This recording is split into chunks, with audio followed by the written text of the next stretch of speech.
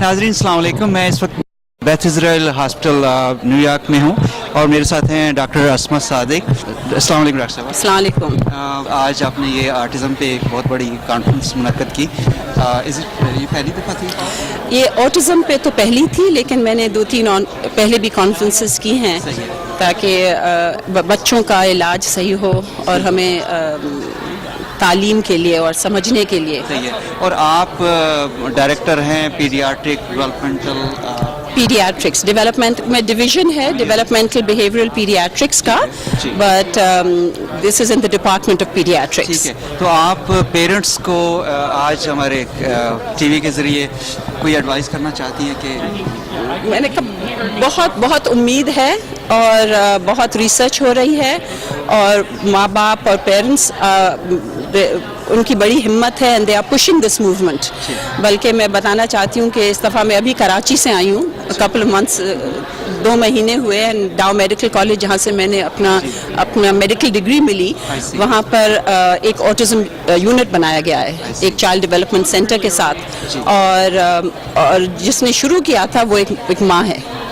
तो उसने अपने बच्चे के इलाज के लिए और बहुत सी चीज़ें उर्दू में ट्रांसलेट कराई, डॉक्टर्स के साथ कोलैबोरेशन की, एंड वी इंशाल्लाह विल बी डूइंग मोर। मैं अपना डॉक्टर्स की कॉन्फ्रेंस भी है अगले Friday, and I am also speaking again on autism, and I think we need to look at ये बीमारियां जो सब फैल रही हैं, एज़मा की, डायबिटीज़ की, ADHD जो कहते हैं, और हमें ग़िज़ा पे फोकस करना चाहिए और माहौल पे। और मैंने जो सीखा है वो पुरानी हिकमत से भी, एक तरह से हर बीमारी पेट से, and we are finding gluten, दूध की सेंसिटिविटी, वीट पे, there certain theories on the bacteria and also on the environment. So there's very interesting research coming out. There are small studies, but the best study is when a parent also works with their child. और अगर तुम किसी चीज़ करने से फ़ायदा हो रहा होता है, you must report it. And because doctors then research it. वहीं से तो इल्म आता है ना। तो दुनिया में एक वक्त आया हुआ है बहुत लेवल्स पर, और हमारे बच्चे जो हैं वो सबसे मासूम हैं और सबसे पहले बीमार होते हैं। और आई थिंक बहुत फ़िक्र की बात है कि the statistics are 1 in 88 of our children are being diagnosed now with an autism spectrum disorder, and in certain areas it's 1 in 49. So what is the reason for this increase? So there's much discussion कि भाई diagnosis बढ़ गई है या कुछ माहौल की बात है। genetics तो पता है, लेकिन genetics और माहौल, environment, जो epigenetics की बात है, उस पर बहुत research हो रही है। और जो पेट की ग़िज़ा और बैक्टीरिया है, आई थिंक हमारे मुल्कों में बहुत जल्दी बहुत ज़्यादा एंटीबायोटिक्स दिए जाते हैं, बल्कि प्रिस्क्रिप्शन की भी नहीं ज़रूरत। तो उससे एक जो बैलेंस होता है, एक इम्बैलेंस देख रहे हैं, एंड उस पर बहुत रिसर्च हो रही है कि टॉक्सिन्स फ्रॉम द गट और allergies from the gut actually can affect the brain and behaviour.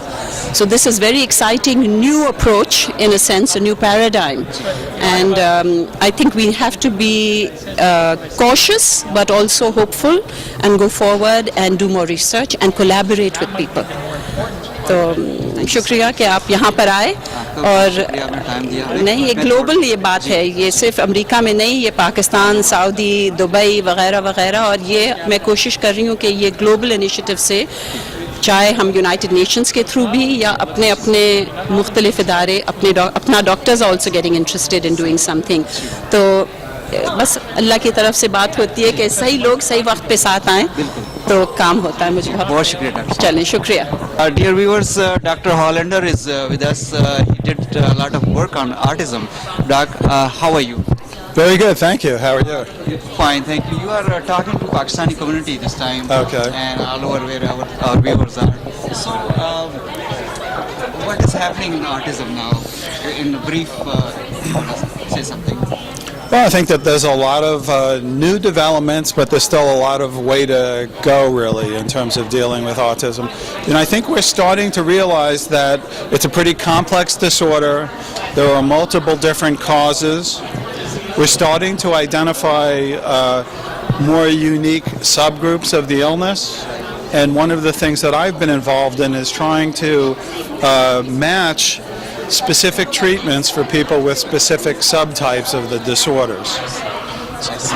And do you want to advise parents how to stay away if they have small children and the baby bones. So what are the things they should look into to keep their kids away from autism? Well, I think that there's been a lot of emphasis in terms of early screening. So to try to pick up individuals who have a lag in development, if their language is slow, or if they have lots of rigid compulsive behaviors, or if they have problems in terms of social communication. One of the ideas is to identify the issues, get some early intervention, and speed up the long-term developmental trajectory. It is true that there are things in the environment that may not be good for the developing brain. And so, there can be some toxins in the environment that may not be healthy. I think that a lot of the technologic developments are not particularly good. I think that many children get addicted to the internet. I see. They spend way too much time online rather than interacting with other individuals. I like to tell my children to get out of the house and go play in the dirt, interact with other children, have more physical kind of activities. Right. Viewers, we have Dr. Derek McFabe. Doc, how are you? Very good, thank you. You are talking to I'm Kawish, it's a Pakistani TV channel, and you want to tell our viewers about autism, and what are the things they should look into to keep their kids away from, or if they already have autism, so what should they do, or what are the symptoms they see and they can tell that this could be autism? Well, autism is a family of disorders, but characteristically what you see is a child that seems to develop normally at some point and either does not talk whatsoever, or even more peculiarly, what we've been very interested in, seems to start developing normal speech and social behavior like all children do, interacting with parents and family, and then peculiarly around the age of 18 months, the child loses this normal social development and language, and is incredibly heartbreaking for families, and reverts into these repetitive antisocial behaviors, often tragically with a lot of self-injury. It's not so much they're dangerous to other people, they're more dangerous to themselves in terms of the injurious behaviors. And also a lot of these children have very peculiar repetitive behaviors, rocking, limb flapping, touching objects over and over again, and then in addition perhaps either no speech or saying words over and over like echo. It's called echoalia, like an echo. And what you find is other problems with these children that seem actually kind of peculiar. These behavioral changes, which are tragic, a lot of families that got me interested in reported that the children had these symptoms of all things associated with gastrointestinal problems with the gut.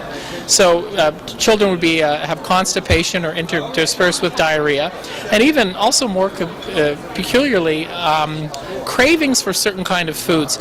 Sweets, carbohydrates, naan in Eastern things that have a lot of bread or sugars. And peculiarly, some of these children would want this food and get worse with their behaviors. And then empirically, like all good parenting, some people would try to take some of these foods away, and the children's behaviors, remarkably, some of them, not all of them, seem to improve, and also improved along the line of all things, these gastrointestinal symptoms. So what I started to wonder, my background is in neurology, so families were told that the regression or these symptoms associated with GI problems were kind of imaginary, and that this is a permanent untreatable disorder, largely genetic and environmental, and the major behavior is a kind of rehabilitation. And I got the idea that perhaps these gut problems and behaviors could be linked, that potentially something in the gut could be influencing brain development behavior. So what people may not realize is, when you eat, research is showing that you have up to 100 times the bacteria in your gut that you have cells in your body. So we're 90% bacteria. So when these children eat, when all of us eat, we feed these bacteria, and they produce compounds, fermentation, like a cow, and these compounds, called short-chain fatty acids, can go through the bloodstream, And with our research, we found that they have very, very remarkable effects on brain function and behavior. So what was even more peculiar with these picture, the best research and come with teams of experts. No one knows everything, but the microbiologists were finding, hey, a lot of these children had very strange populations of bacteria in their guts, and many of them had been exposed to antibiotics when they're young. Now, I caution, antibiotics are life-saving, but the potential, more so in Western society, but as countries including Pakistan are adopting, maybe not necessarily good, a lot of the Western diets and foods, there's potentials for the bacteria in the guts of us and children changing. So there's a lot of research showing changing bacteria are leading, particularly in the first 18 months of life, are leading to risks of a lot of diseases that we're seeing in the West: obesity, diabetes, autoimmune diseases, and autism. But tragically, are also being shown. In places that I've been in the Kingdom of Saudi Arabia, you're finding increases. In India, Pakistan, Middle Eastern regions are finding this, very rapid increase in autism. The disease used to be 1 in 10,000. Then it was 1 in 180, and now it's up to 1 in 50 children are afflicted with this disorder. So genetics can't only account for that. There's something environmental that could be contributing to it. So what's very interesting is, with the newer techniques in microbiology and neurology, people are understanding the bacterial populations in the gut that are contributing to a lot of disorders. And not all autism, but actually probably a large group. And what we found in our research is we initially wanted to do animal research. So we took the compounds that these little bacteria from autism guts produce, we gave them into laboratory animals, and lo and behold, the animals exhibited all the hyperactive and repetitive and antisocial behaviors that looked like in autism. And what was even more interesting, and that's the importance of doing good science, you have to do animal research at some point.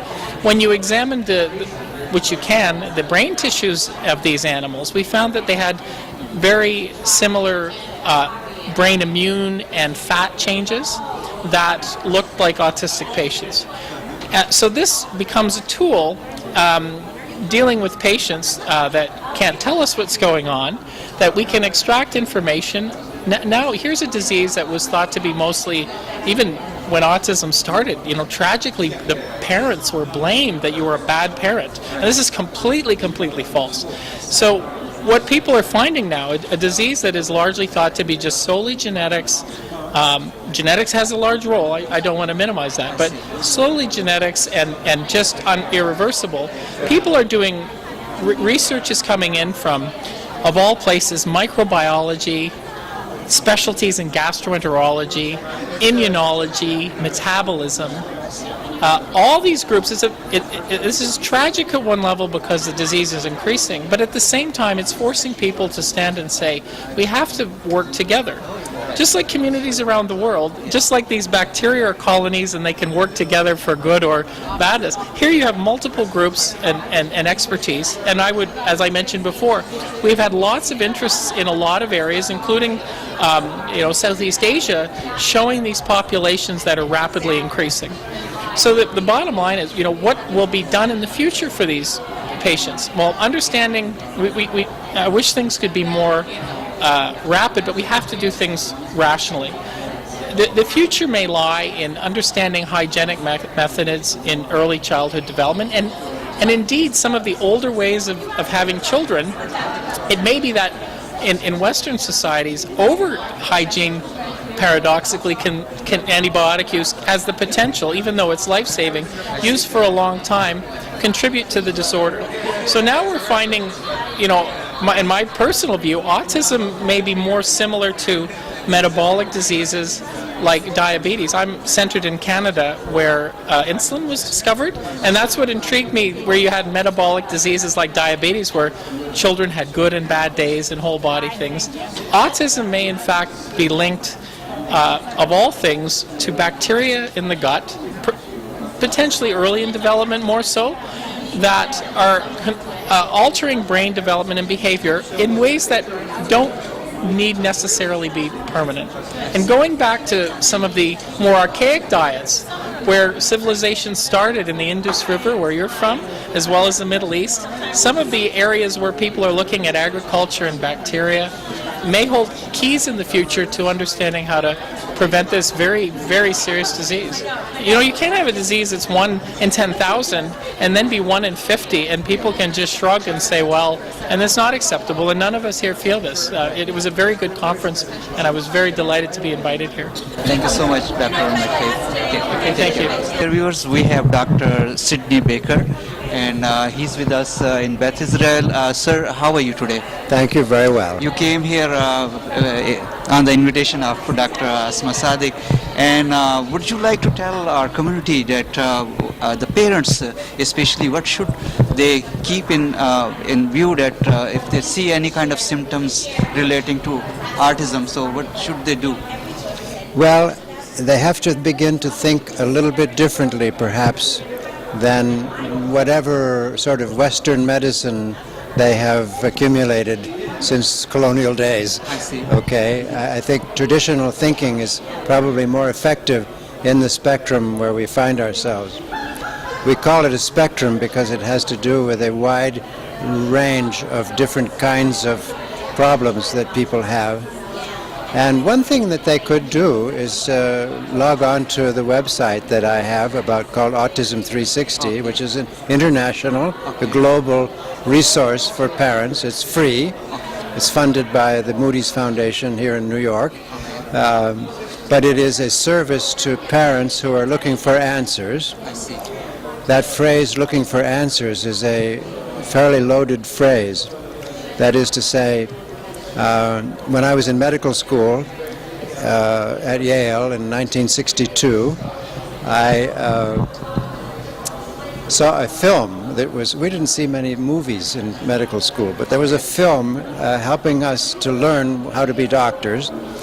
We were second-year students, and there was a very dignified pediatrician, a lovely man, with the parents sitting there of a child with developmental problems. And the message of the film from the doctor to us students was to tell the parents, don't look for answers. Which on reflection, I found shocking, because looking for answers is very important. So Autism 360 is a website where you can describe your children's problems and their strengths, which is very important to keep in mind. Our children have many strengths, and the strengths are what will nourish healing. I mean, healing is done by nature, right? And so we have to give nature the best deal in encouraging that process. And so you describe the various problems that your child has, but you have to put in at least one strength.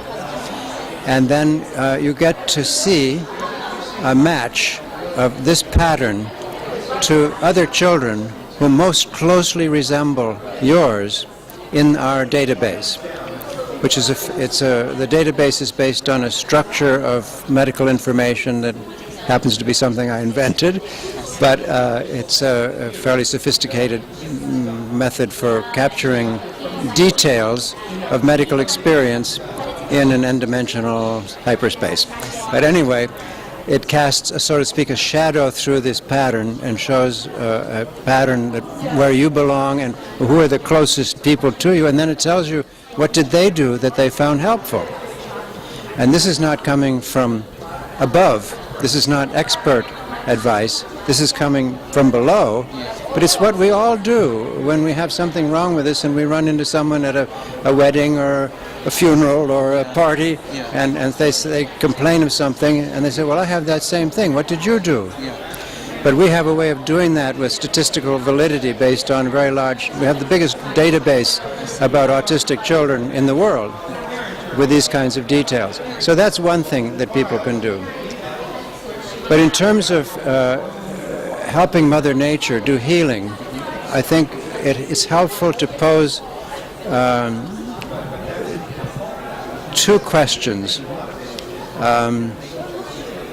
And Then I'll give you two more. Okay. The first two begin with one that I learned in Nepal I see. in 1959, 59. before I went to medical school. And I was there before I went. I took some time off to go around and see things in the Far East for a year. And I spent 3 months in Nepal, and I happened to run into an American doctor there. Okay. And he would say to me, after each patient we saw in little clinics around the valley of Kathmandu, he would say, "Sydney, have we done everything we can for this patient?" That's a different question than have we done everything we can for this disease. Yeah. So that's a really important question, and it's a difficult patient. It's a difficult question. It's what makes very difficult living for parents who want to do the best for their child and they don't know when they've done enough. So then that's the hard question. There's an easy question, however, to ask, for parents to ask, which is, what's the best step do we do next? What's the next thing to do? It's not, well, what are all the things we can do? Or what's the absolute truth?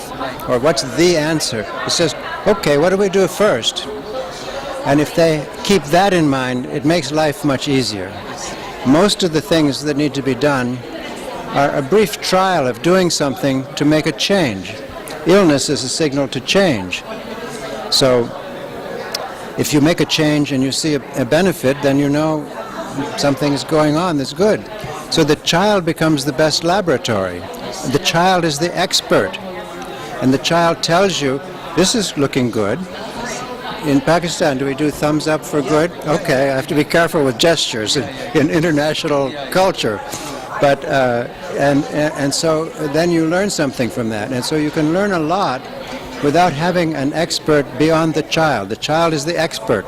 You have to ask the child, is this going to work? If you stop eating casein milk, will that be good or not? It often is. It often is dramatically so. Or gluten, and found in wheat, and so on. So that's a good point, I think, for parents to understand. Then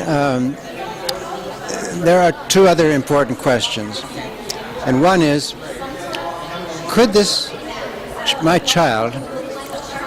patient, from my perspective, have an unmet special need, which, if satisfied, would favor nature's strong impulse toward healing? Do you need to get something? If you got it, would you do better? Okay. And then there's another question. Could this person, this patient, could my child have something for which he has an intolerance or an allergy or is not good for him, or a toxin, which, if avoided or gotten rid of, would favor nature's buoyant impulse toward healing? Nature does the healing, right? So when you ask those two questions, it turns the focus on the child, not the disease, because it's about the question. In the question is the word special. And people talk in the autism world about special needs children, but they don't really. They think special needs to have some different education or a different kind of teacher or different kinds of lessons. But from my perspective, from the standpoint of biochemistry and immunology, we have to remember, first of all, that the most fundamental principle of life is that every living creature is an individual. It's a law of nature, and it's a law with serious spiritual and biological significance. So that if every child is an individual, then the business about treating the disease takes you off track. Instead, you have to focus on the individual. And if you keep those two questions in mind and you start thinking about it that way, many times parents will come up with their own idea. Never mind my ideas. Obviously, I have a few. But the parents will come up with their own idea and say, well, you know, I wondered if maybe there's something he's eating that doesn't agree with him because his poops are bad and so on. And then, like, where can we take that? Maybe we could experiment with the diet. So those are the kinds of thoughts. So the world in which I live is one in which there's a collaborative relationship between the patient and the doctor. It's not that the doctor is the authority. The child is the authority, the expert. We have to learn to ask the right questions and have a loving approach toward finding the path based on these simple questions. Very good. Thank you so much. You're welcome. Yeah. Yeah, you're welcome. Have a nice day. Dear viewers, we have one of the mothers who has a son. How old is your son? My son Dylan is 8 years old. Okay. And what's your name, by the way? My name is Dara Berger. Okay, Miss Berger. And how are you dealing with your son and how he's, what are you looking at for your son that in the coming days is your help as a mother in the treatment and his behavior is coming? How you expecting some good results from the treatment? Yes, well, he was diagnosed at 2 years old, which was 6 years ago, and he's come a long way. We've done a lot of different things for him, therapeutically and nutritionally, and he's light years from where he once was. He's still a work in progress. We've done certain diets, we've done all kinds of treatments that have helped him immensely. His biggest problem still is speech, which is getting better. He just still has a little ways to go. I see. And this Dr. Asma is helping you're treating? No, actually, Doug, we work together here. I volunteer for the NAA New York Metro chapter. I do a ton of volunteer work where I plan events like this conference, and Dr. Sadiq and I have been working closely together for 3 years. We plan monthly educational events here at the hospital for families with special needs. So it's when the kids especially needs some kind of treatment or... Yeah, well, the information is very helpful for parents because we come here, we learn about new treatments, new diets, and then we're able to go home and talk to our own doctor or nutritionist and then implement some of the things we learn about. Is state or city helping out financially and treating?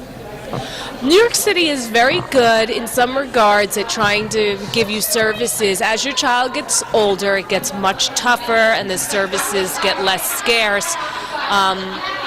But overall, New York City is very good compared to a lot of other places. Thank you so much for your Sure. time.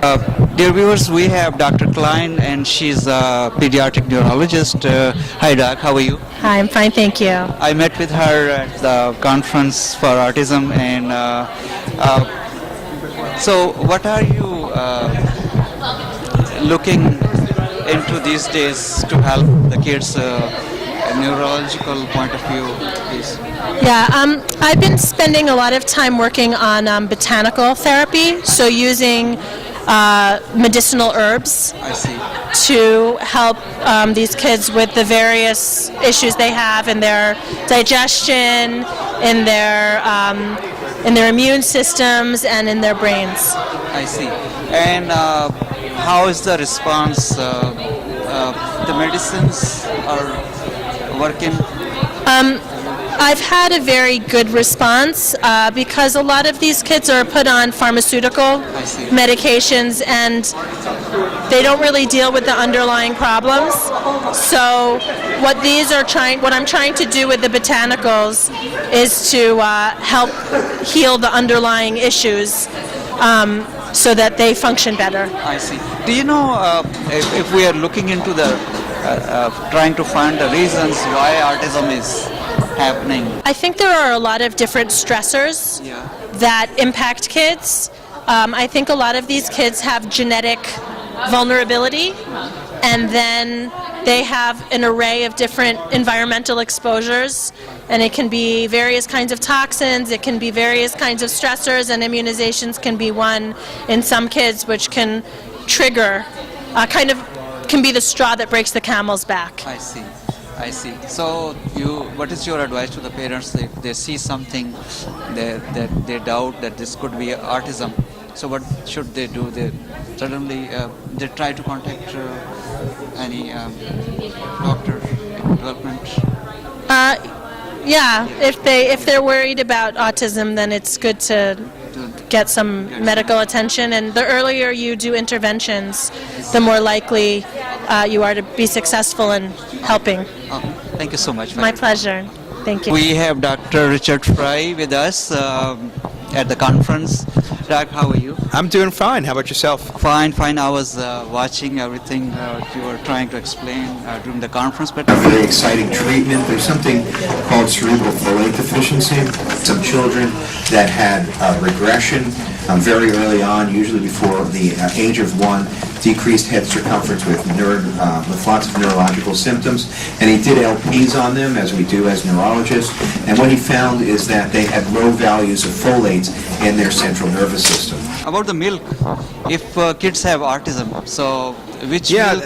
it's very interesting. What we find is in certain children with autism, that milk causes an increase in this autoantibody, an antibody that can bind to a certain protein that's important for taking folate from the blood and bringing it into the nervous system. And if they go on a milk-free diet, it decreases that antibody, so folate can get into the nervous system much better, and we see many people and children improve. I see.